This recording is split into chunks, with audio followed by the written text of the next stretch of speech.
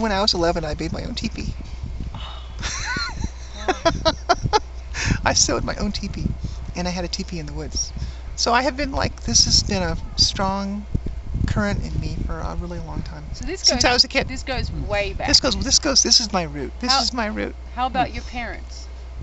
They took us camping, but they're not really outdoorsy, and my brother isn't really outdoorsy. But this is just deep in me that this is what I like. This is where I like to be.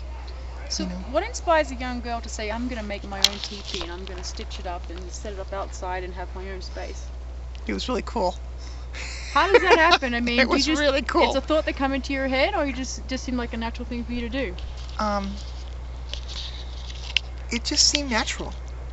It just seemed natural. I was reading a lot about the Indians, and I respected the Indians a lot, and I was reading about how the Caucasians had killed all the Indians, with blankets and things and wars, and it was genocide. Yes. It was genocide, and I just wanted to be like them. Coming from Australia, for me, colonization is a nice word for genocide. Yes, it is. Exactly.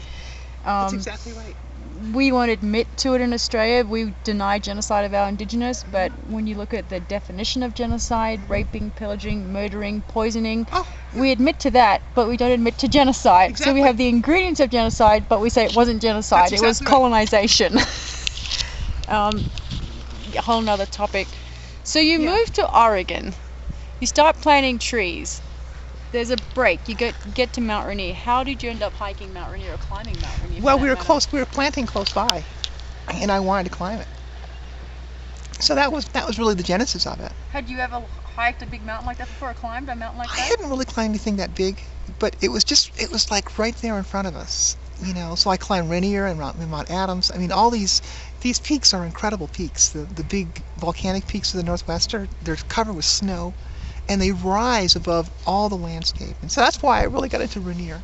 So there's no fear about doing Rainier, or was it just more naiveness? The route we did is pretty safe. I mean, there are glaciers and crevasses, but it's not that dangerous.